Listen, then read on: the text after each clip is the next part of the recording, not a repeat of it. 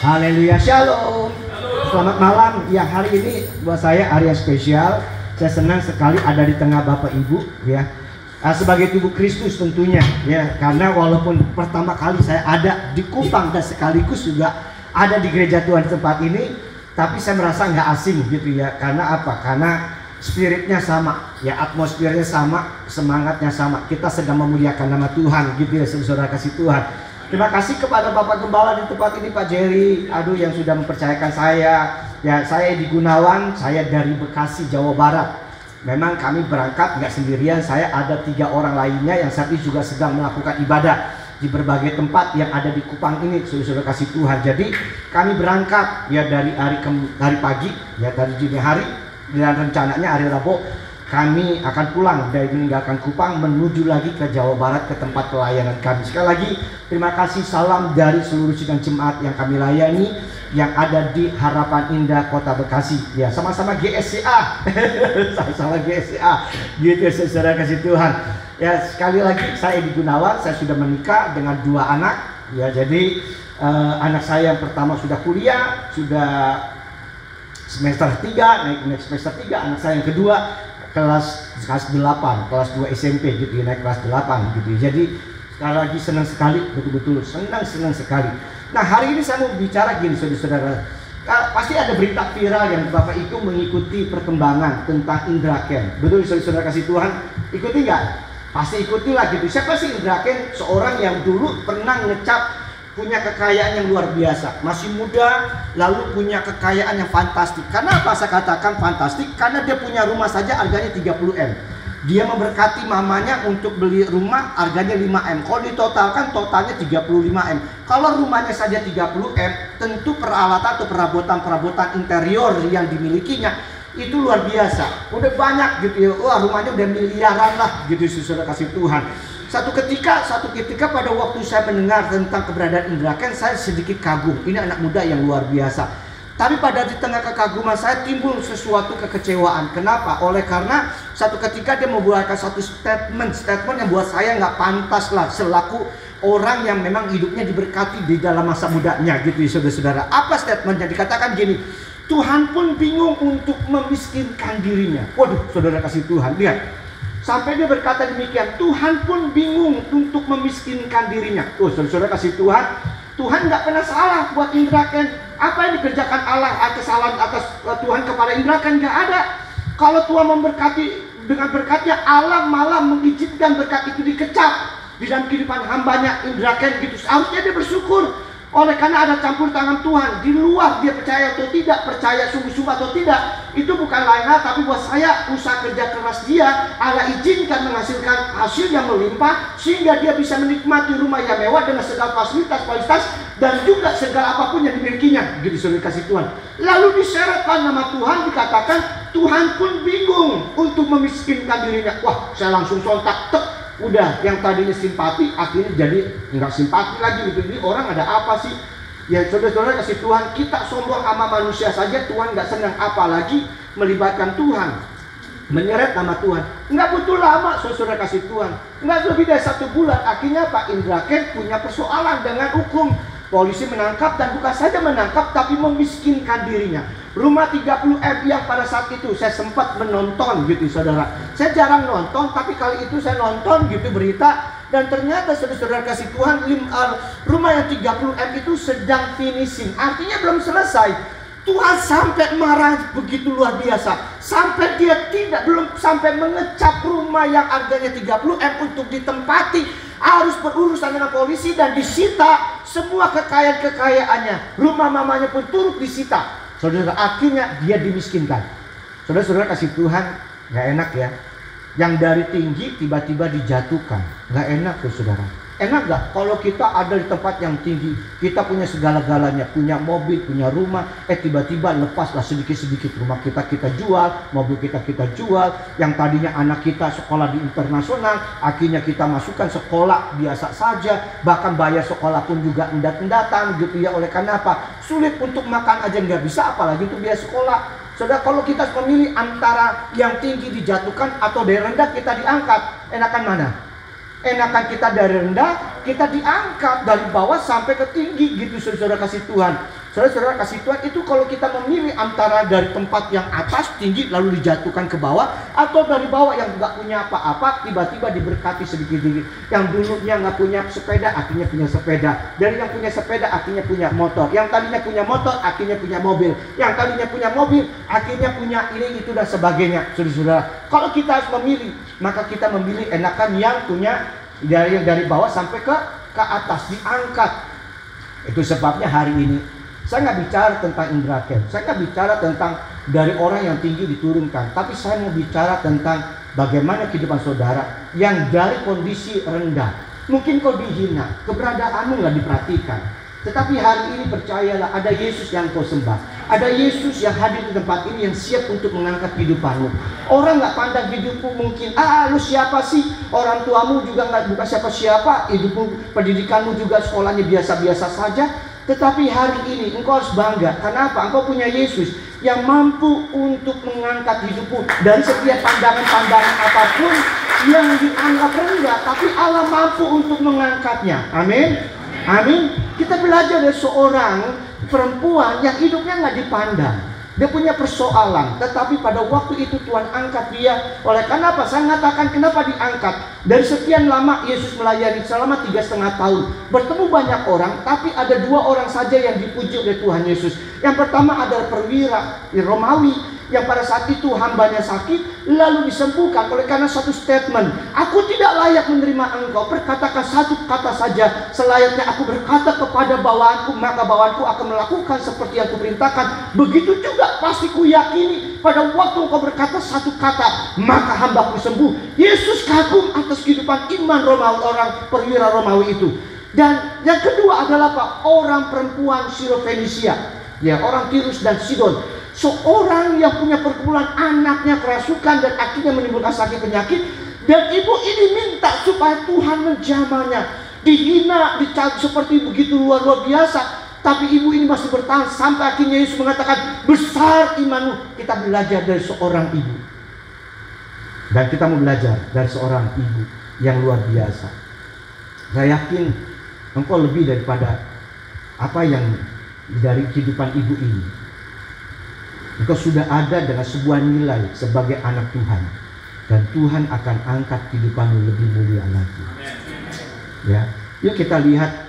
Saya senang kalau baca buat khotbah dibuka gitu ya, supaya Bapak Ibu ngerti, walaupun secara perlahan, tolong dicermati. Saya senang gitu ya, karena memang saya suka membedah firman Tuhan dengan warna-warna yang berbeda-beda supaya Bapak Ibu jelas. Yuk kita lihat di dalam Markus pasal 7 ayat 24 ayat 30, lalu dilanjutkan dalam Matius 15 ayat 21 sampai 28.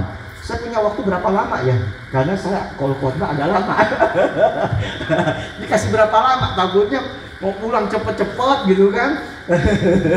Ya, Bapak Ibu sekalian, ini 2 perikop yang isinya sama tetapi saling melengkapi. Saya kasih gambaran begini, karena ada 2-3 orang yang sedang melihat ada satu kotak yang berisi gajah, saudara. Lalu kotak itu cuma dilobangi lubang kecil saja. Saya datang, Pak Edi sini datang. Jadi akhirnya saya datang, masukkan masukkan tangan Pak Edi ke dalam kotak ini. Saya tidak tahu itu bentuk gajah seperti apa. Tiba-tiba pada waktu saya masukkan tangan saya ke atas lubang itu, lalu saya pegang perut gajah. Lalu saya katakan kepada kedua sahabat saya, anggaplah Pak Gembala dan Pak Henry gitu ya sebagai sahabat saya. Ternyata gajah itu besar. Lalu Pak Jerry diundang lagi, Pak coba deh Bapak. Oh enggak, gue gak yakin apa yang dikatakan lo Ed. Gue yakin gajah nggak seperti yang lo katakan. Akhirnya Pak Jerry Gembala di tempat ini memasukkan tangannya ke dalam lubang itu. Ternyata apa? Gembala di tempat ini pegang gadingnya. Oh, gajah itu enggak besar tapi keras, lancip gitu kan. Lah gitu kan. Lalu Pak Henry mengatakan, gue nggak yakin lo apa perkataan. Gue mau lihat juga gajah itu seperti apa. Dimasukkan, ternyata apa? Dipegang ekornya, kecil, lembek gitu kan. Nah saudara, kalau kita bicara siapa yang benar? Semuanya benar. Karena pas saling melengkapi. Gajah itu badannya besar, punya gading yang keras, punya ekor kecil, punya belalai yang panjang dan sebagainya. Kalau dirangkup itu benar saudara-saudara. Nah 2 ayat ini, 2 perikop ini adalah saling melengkapi. Bukan saling bertentangan, tapi saling melengkapi. Penulisnya berbeda dari sudut pandang yang berbeda, sehingga saling melengkapi. Alkitab kita hebat sekali. Jadi saudara banggalah dengan firman Tuhan yang saudara miliki, Alkitab yang saudara miliki, karena saling melengkapi. Nah, jadi saya mau bedah. Kita mau bedah hari ini. Yuk kita lihat di dalam Markus dulu. Markus pasal 7 dikatakan, saya punya ginian tapi oke, ini dia, diangkat Tuhan. Nah, lalu Yesus berangkat dari situ dan pergi ke daerah Tirus. Ia masuk ke sebuah rumah dan tidak bau bahwa ada orang yang mengetahui, tetapi kedatangannya tidak dapat dirahasiakan. Malah seorang ibu yang anaknya perempuan kerasukan roh jahat segera mendengar tentang dia, lalu datang dan tersungkur di depan kakinya. Perempuan itu seorang Yunani bangsa Sirofenisia yang memohon kepada Yesus untuk mengusir setan itu dari anaknya. Lalu Yesus berkata kepadanya, biarlah anak-anak kenyang dahulu, sebab tidak patut mengambil roti yang disediakan bagi anak-anak dan melemparkannya kepada anjing. Tetapi perempuan itu menjawab, benar Tuhan, tetapi anjing yang di bawah meja juga makan remah-remah yang dijatuhkan anak-anak. Maka kata Yesus kepada perempuan itu, karena kata-katamu itu pergilah sekarang, sebab setan itu sudah keluar dari anakmu. Perempuan itu pulang ke rumahnya, lalu didapati anak itu berbaring di tempat tidur sedang setan itu sudah keluar. Kita lanjut di dalam Matius pasal 15. Nah, saya kasih warna berbeda supaya saudara tahu. Dari dua perikop ini ada berbeda, saling melengkapi satu dengan yang lain. Perbedaannya bukan bertentangan, tapi saling melengkapi.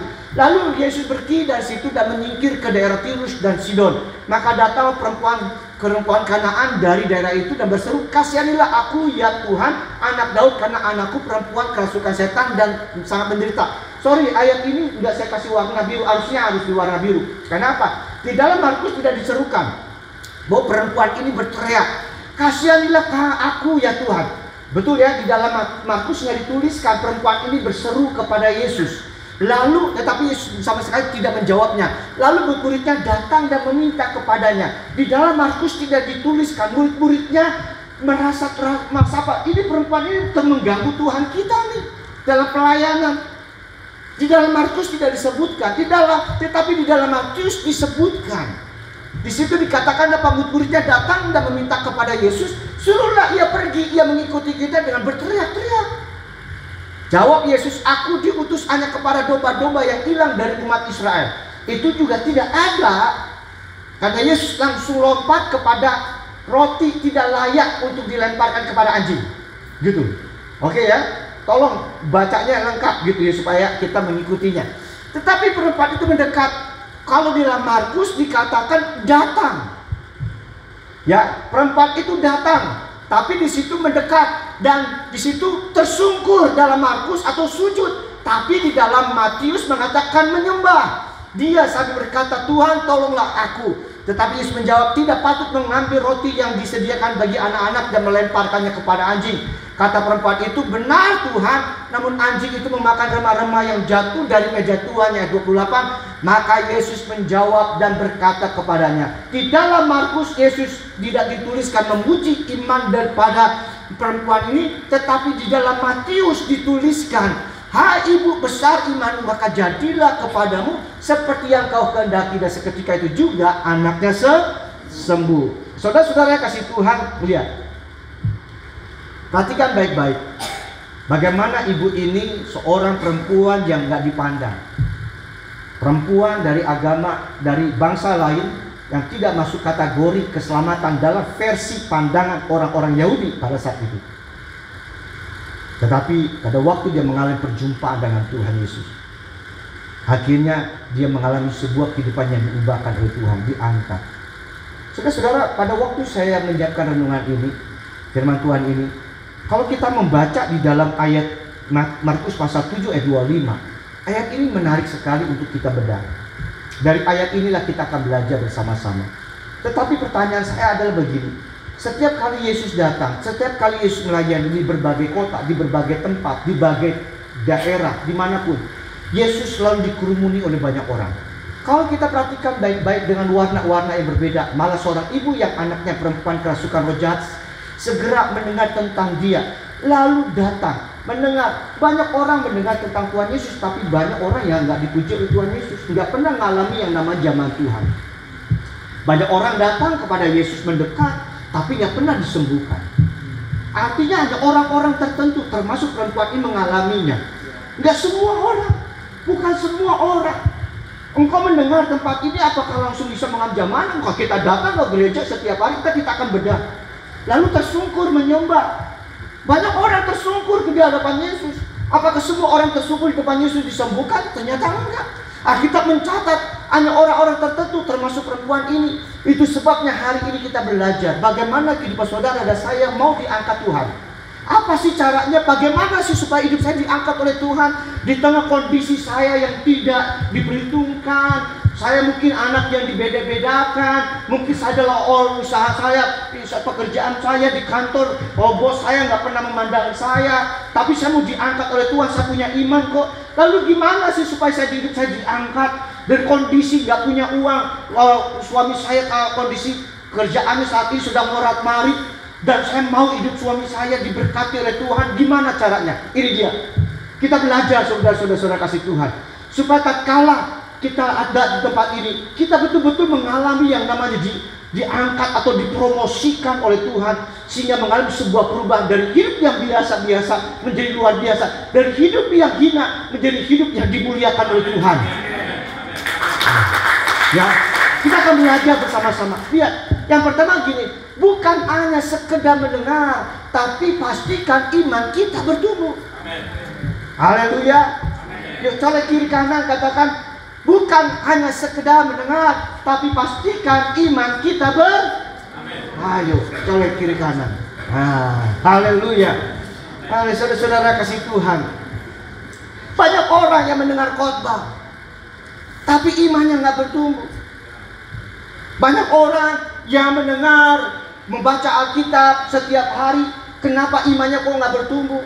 Apalagi setelah pandemi, kelihatannya ada sebuah perubahan besar, khususnya gereja-gereja yang besar, gereja-gereja perkotaan, mereka masih tetap mengadakan ibadah streaming. Artinya ada hybrid, ibadah secara onsite dan juga secara online. Ibadah yang dihadiri oleh jemaat Tuhan di gereja di satu tempat, tetapi di rumah juga jemaat bisa beribadah. Setelah saudara pulang dari tempat ini, saudara bisa buka YouTube, saudara bisa menselusur, saudara bisa membuka pengkhotbah-pengkhotbah terkenal yang kau idolakan dari tahun-tahun jeblok sampai tahun-tahun sekarang, dari pengkhotbah-pengkhotbah yang terkenal dari berbagai denominasi, dari setiap gereja-gereja yang ada di Indonesia maupun di luar negeri. Seluruh khotbah-khotbah itu ada di YouTube. Artinya engkau tidak pernah kekurangan untuk mendengarkan firman Tuhan, dan bahkan HP yang kau bawa pun sudah tertanam firman Tuhan. Dimanapun engkau bisa membaca firman Tuhan. Tetapi persoalannya, pada waktu saudara dan saya mendengar firman Tuhan, pada waktu saudara membaca firman Tuhan, apakah iman kita bertumbuh?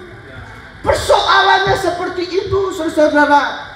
Ada banyak orang dengar firman Tuhan, akhirnya imannya kok tetap begitu-gitu saja. Bertahun-tahun setia ke gereja, setia membaca firman Tuhan, setia untuk melayani Tuhan. Setiap minggu gak pernah absen. Bahkan setiap ibadah-ibadah KKR yang dihadiri oleh pembicara-pembicara tamu selalu pertama kali datang beribadah, duduk di tempat ini. Tetapi pastikanlah imanmu untuk terus bertumbuh. Tadi betul nggak? Ada banyak orang iman yang lebih banyak, saudara. Pulang dari tempat ini, akhirnya apa? Tadi gue dengar khotbahnya luar biasa. Lalu saudara-saudara kasih Tuhan ketemu oleh istri, beribut, akhirnya kepahitan. Saudara-saudara, apakah itu disebut bertumbuh? Besok bangun pagi, mulai memikirkan bisnis, mulai memikirkan uang sekolah, mulai memikirkan masalah-masalah kita, mulai jadi takut, mulai cemas. Katanya baru dengar firman Tuhan tentang Allah yang sangat memelihara, Allah yang menyediakan, Allah yang sangat melakukan mujizat. Pulang dengan sakit penyakit, penyakit gue kata dokter gak mungkin disembuhkan. Gimana gue ya, nasib gue dan sebagainya, rumah tangga gue dan sebagainya. Mulai ada kecemasan, mulai ada kekhawatiran yang menguasai kehidupan kita. Seharusnya kalau orang yang mendengar firman Tuhan, imannya bertumbuh, tidak ada rasa khawatir, tidak perlu takut lagi dengan kehidupan ini. Saudara-saudara kasih Tuhan, buktinya apa lagi? Banyak orang, banyak firman Tuhan dengar, tapi selepas dari firman Tuhan mulai merencanakan perbuatan dosa. Saudara kasih Tuhan, lihat, kita belajar perempuan ini. Berapa kali perempuan ini mendengar tentang Yesus? Seorang yang tinggal jauh dari Yerusalem. Sekalipun dia mendengar, mungkin dia mendengar dari orang-orang lain. Karena dia sedang mengurusi anaknya yang sakit kerasukan setan itu. Tidak mungkin dia berani meninggalkan sekian berhari-hari hanya untuk supaya dia mendengar tentang siapa Yesus. Dia cuma bisa mendengar dari orang-orang yang pernah datang dari Yerusalem pulang ke tempat kampung halamannya. Tetapi saudara kasih Tuhan, bukan berapa banyak engkau mendengar, tetapi pada waktu engkau mendengar, engkau meresponinya dengan sungguh-sungguh dan membuat imanmu bertumbuh. Itu jauh lebih penting. Itu jauh lebih penting. Bukan berarti rajin beribadah itu salah. Saya sangat bersyukur kalau Bapak Ibu rajin beribadah, Bapak Ibu rajin untuk membaca Alkitab. Tetapi lebih daripada di mana engkau rajin beribadah dan rajin membaca Alkitab, tapi pastikanlah iman kita bertumbuh. Saudara-saudara kasih Tuhan, Alkitab mengatakan Roma 10 ayat 17. Ada yang salah nggak? Kalau firman Tuhan mengatakan apa? Iman timbul dari pendengaran dan pendengaran oleh firman Tuhan. Kalau gitu firman ini salah? Nggak ada yang salah. Firman ini nggak pernah keliru. Alkitab nggak pernah salah. Yang gagal adalah salah pemahaman kita. Pada waktu kita mendengar, kita menyiapkan hati yang bukan hati yang bersih. Kita membawa hati kita bukan hati dengan tanah yang baik. Sehingga pada waktu kebenaran firman Tuhan ditaburkan, tujuannya apa? Ada banyak orang datang ke gereja hanya untuk mencari berkatnya, mencari apa? Kesembuhannya, bukan mencari Tuhannya.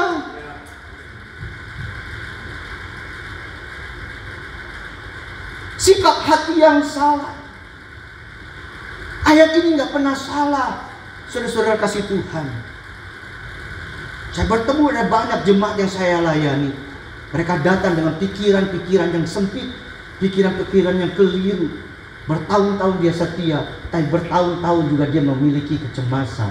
Oleh karena berpikir kalau datang ke gereja pasti hidupnya diberkati.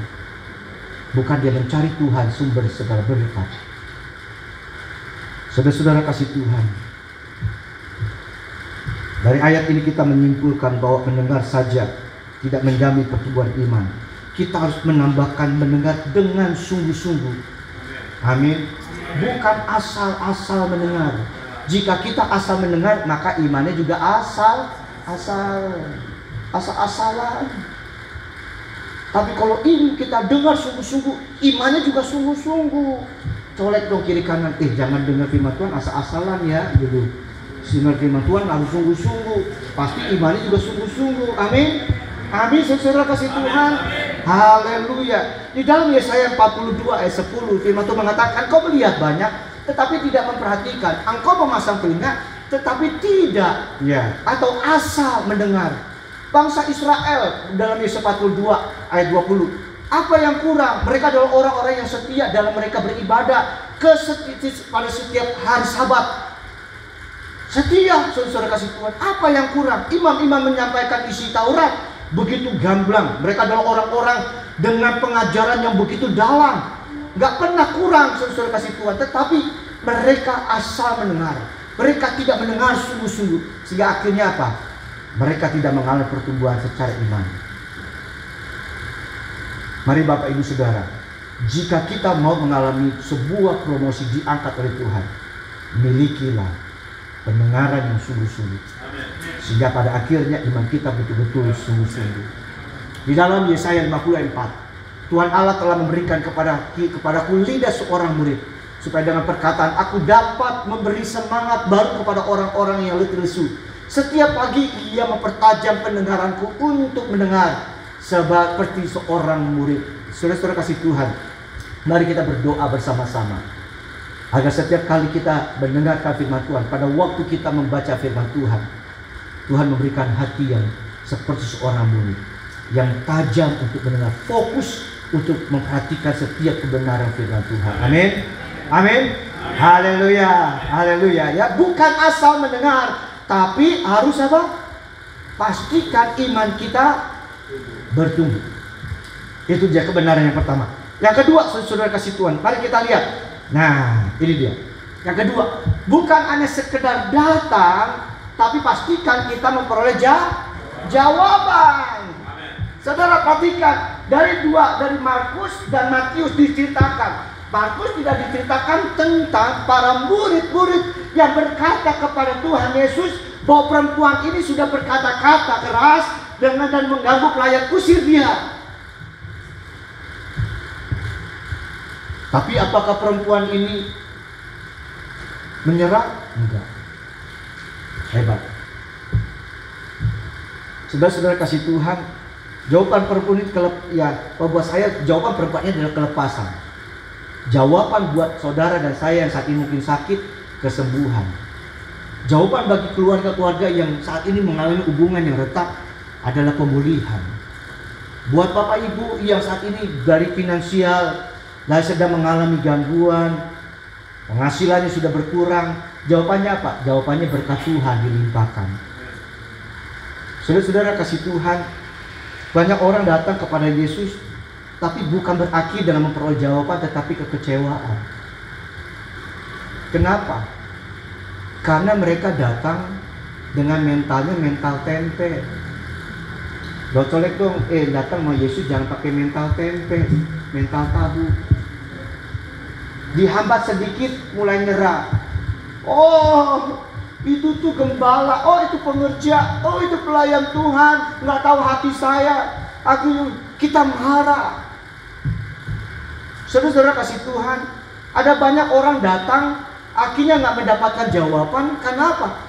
Karena mentalnya bukan mental baja, mentalnya bukan mental yang mau berjuang, nggak pernah menyerah, sekalipun dihambat oleh siapapun juga, termasuk orang-orang yang dekat dengan para gembala, orang-orang yang sudah melayani, pengerja, diakan, majelis, apapun juga, orang-orang itu seperti menghambat. Sama seperti perempuan ini dihambat oleh ring pertama itu murid Yesus sendiri. Tapi perempuan ini tidak bergeming, perempuan ini tidak menyerah, perempuan ini tidak pernah putus asa. Karena apa? Tujuannya adalah bertemu dengan Yesus.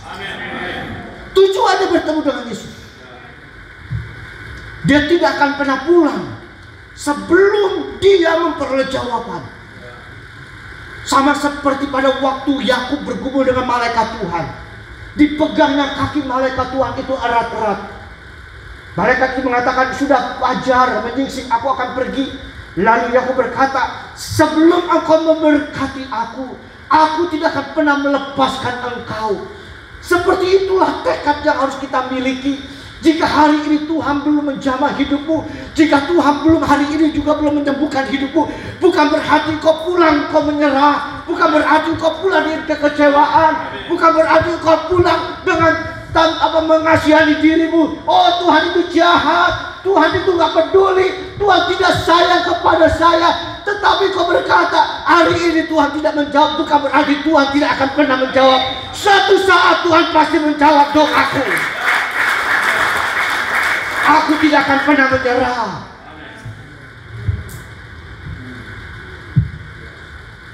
Tekad seperti itulah yang harus ada di setiap kehidupan kita.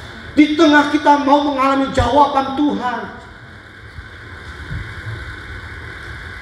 maka Tuhan betul-betul terpesona melihat perempuan ini.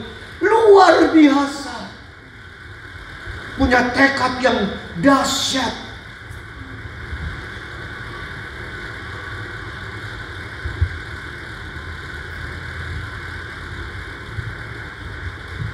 Di dalam Yeskiel 12 ayat 28, oleh karena itu kata kepada mereka, beginilah firman Tuhan Allah, tidak satu pun dari firmanku akan ditunda-tunda, tidak pernah ditunda-tunda. Artinya apa? Allah itu on time. Allah itu nggak pernah ulur-ulur waktu, dan Allah pun tidak pernah cepat, terlalu cepat.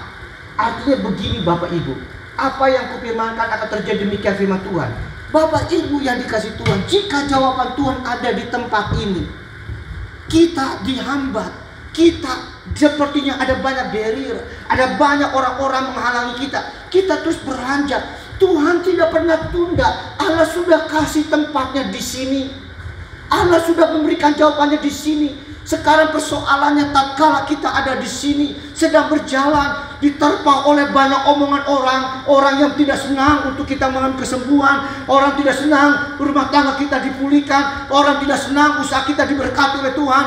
Lalu apakah kita akan terus beranjak? Apakah kita akan terus melangkah? Saudara-saudara kasih Tuhan, selama kita melangkah dan terus melangkah, maka saudara kasih Tuhan, pasti kita akan tiba di tempat ini, karena jawaban Allah tidak pernah ditunda-tunda. Amen. Ada satu quote yang menarik, saudara-saudara, saya nggak masukkan di sini. Dikatakan begini, jika saudara dan saya tidak bisa terbang, tetapi berlarilah. Jika saudara dan saya tidak bisa berlari, berjalanlah. Jika saudara dan saya tidak bisa berjalan, berangkatlah. Artinya apa? Artinya selama engkau masih ada kemauan dan tekad untuk terus berjuang, maka Tuhan akan menghargai setiap perjuangan saudara dan saya. Tuhan sudah menyiapkan sebuah jawaban bagi saudara dan saya. Pastikan tatkala kita datang ke tempat ini, engkau datang dengan membawa jawaban. Amin. Haleluya. Yang ketiga, bukan hanya sekedar bersujud. Karena ada kata bersujud, menyembah, tersungkur, tetapi pastikan kita memiliki kerendahan hati. Oh, saudara, saya senang loh betul-betul. Perempuan ini sudah betul-betul seperti tanda kutip dihina, padahal Yesus tidak menghina. Yesus sudah menguji tentang kerendahan hatinya. Tidak layak melemparkan roti ini kepada anjing. Bahkan perempuan itu mengatakan apa? Anjing itu masih layak memakan remah-remah. Saudara tahu remah-remah roti? Itu adalah kalau kita makan roti, kadangkala ada yang pecahan-pecahan yang kecil-kecil itu, saudara-saudara. Kalau pecahannya besar, itu bukan remah, itu potongan roti. Kalau remah itu kecil, kalau dikumpulin kira-kira kenyang nggak? Anjing itu makan remah. Gak kenyang. Gak kenyang. Tapi dia mau datang, dia tunjukin sikap bahwa dia tersungkur itu betul-betul dengan hati yang merendahkan hatinya di hadapan Tuhan. Karena ada banyak orang tersungkur tapi hatinya pongah, berkata begini, lihat dong gue bersujud lama, artinya gue lihat kerohanian gue luar biasa dibandingkan lo yang gak bisa pernah bersujud. Lihat dong tangan gue terangkat, lihat dong tangisan gue menangis, tunjukin gue sungguh-sungguh ngomong begitu, tapi di dalamnya hatinya pongah. Tunjukin kita sedang merendahkan hati di hadapan Tuhan. Itu bukan kerendahan hati di hadapan Tuhan. Kita sedang meninggikan hati di hadapan Tuhan, karena Tuhan tahu hati kita. Jika betul-betul fisik kita tersungkur, biarlah kita ikut sertakan hati kita juga yang tersungkur di hadapan Tuhan. Tak kala tangan kita terangkat, kita betul-betul mengatakan di dalam hati kita, Tuhan, aku berserah kepada Tuhan. Pada waktu kita menangis, kita berkata, betul Tuhan, aku sudah tidak berdaya lagi. Saudara-saudara kasih Tuhan, jangan sampai fisik dan hati itu berbeda. Perempuan ini memiliki sikap hati yang betul-betul, dia betul-betul tersujud, tetapi juga dia membawa hati yang benar, yang berkenan di hadapan Tuhan, yaitu merendahkan hatinya di hadapan Tuhan. Saudara-saudara kasih Tuhan, saya senang nih ada satu tips yang disampaikan oleh Bunda Teresa. Tipsnya ini 14, saudara-saudara kasih Tuhan. Tapi saya buat 10, karena 4 poin itu buat saya agak rancu. Saya harus membaca buku daripada buku ini, sedangkan ini adalah ringkasan yang ada di Google. Kalau Bapak Ibu buka di Google, Bapak Ibu akan mendapatkan 14. Tapi Bapak Ibu akan ada 4 poin itu yang membuat Bapak Ibu akan rancu. Makanya saya ambil 10 saja. Saudara-saudara, coba perhatikan tips cara memiliki kerendahan hati ini dari seorang Bunda Teresa. Siapa Bunda Teresa? Kita tahu orang yang betul-betul luar biasa lah, punya hati yang betul-betul melayani. kepada orang papa, orang-orang terbuang. Dia seorang yang memang telah memberikan sebuah keteladanan tentang kerendahan hati. Dia katakan gini, berbicara sedikit mungkin tentang diri sendiri, hindari rasa ingin tahu urusan orang lain, terimalah pertentangan dengan kegembiraan, jangan memusahkan perhatian kepada kesalahan orang lain, terimalah hinaan dan caci maki, terimalah perasaan tak diperhatikan, dilupakan dan dipandang rendah, mengalah terhadap kerendahan orang lain, bersikap sopan dan peka sekalipun seseorang memancing amarah Anda, jangan mencoba agar dikagumi, bersikap mengalah untuk tidak melukai. Ini saya ubah sedikit karena saya menangkap arahnya ke sana. Bersikap mengalah untuk tidak melukai dalam perbedaan pendapat walaupun Anda yang benar. Ini saudara-saudara kasih Tuhan. Bunda Teresa memberikan sebuah tips bagaimana saudara dan saya memiliki sikap kerendahan hati. Ayo, jika kita ingin mengalami diangkat oleh Tuhan, tidak ada cara lain. Milikilah hati yang selalu merendah. Jika kita datang, kita mengangkat tangan, ikut sertakanlah hati yang betul-betul menyerah kepada Tuhan. Maka Tuhan yang ada di sana akan menulurkan tangannya dan akan mengangkat hidupmu tinggi-tinggi. Tidak ada perkara yang sukar. Manusia bisa menahan hidupmu untuk engkau ada di tempat titik nadir karena dia sedang melihat hidupmu susah. Tapi jika tangan Tuhan yang sudah mengangkat, tidak ada satupun yang dapat menahan hidupmu untuk tetap ada di tempat yang sama. Tuhan akan angkat engkau tinggi. Tuhan angkat engkau tinggi. Dokter mengatakan engkau vonis dengan sakit yang gak bisa disembuhkan.